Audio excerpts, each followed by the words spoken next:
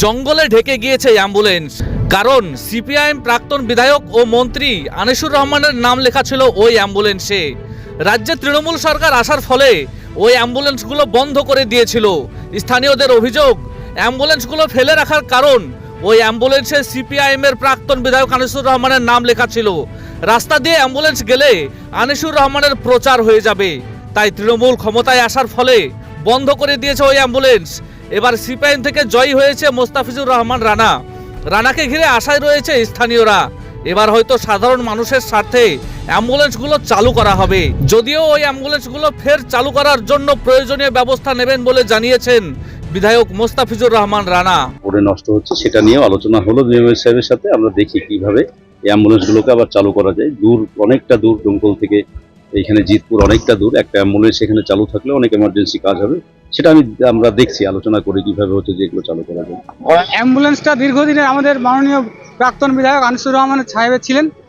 এলাকার দরিদ্র পেশেন্টদেরকে পরিবহন করার জন্য অল্প খরচে দিয়েছিলেন, কিন্তু বিগত যে শাসক দল ছিলেন তৃণমূল, সেই শাসক দলের অবহেলায় এটা এই ধরনের দীর্ঘদিন অবস্থায় পড়েছে, জলীন অবস্থায় পড়ছে। আমরা চাই আমাদের বর্তমান বিধায়ক মোস্তাফিজুর রহমান রানার উদ্যোগে এই কথা বিধানসভায় পৌঁছাক এবং আবার পুনরায় জনসেবা চালু হোক। তৃণমূল সরকার ক্ষমতা আসার পর থেকে এটা অ্যাম্বুলেন্সটা এইভাবে পড়ে আছে। সরকারের উদ্যোগ নাই, বিএমএস এর উদ্যোগ নাই, সেই কারণে চালু ছিল না। হ্যাঁ, চালু ছিল, রানিং একেবারে চলতো, একেবারে ঝকঝকে ড্রাইভার ছিল।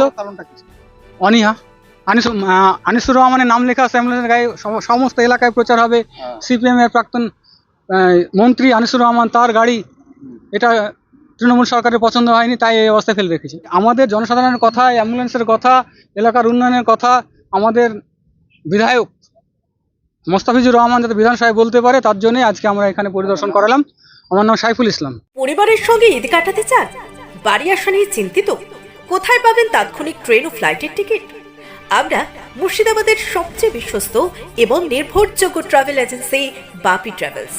আমরা তাৎক্ষণিক ট্রেন এবং ফ্লাইট বুকিং এর সঠিক পরিষেবা এবং পরামর্শ দিয়ে থাকি। আমাদের অভিজ্ঞ টিম 24 ঘন্টা প্রতিটি ধাপে আপনার পাশে থাকবে।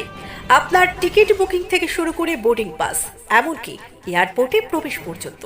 তাহলে আর দেরি না করে আপনার যাত্রাপথকে আগের চেয়ে আরও সহজ ও নিরাপদ করতে আজ যোগাযোগ করুন আমাদের সাথে। আমাদের ঠিকানা ডোমকল বাস স্ট্যান্ডের নিকট, মুর্শিদাবাদ। যোগাযোগ নাম্বার 9134343408 অথবা 9775750808।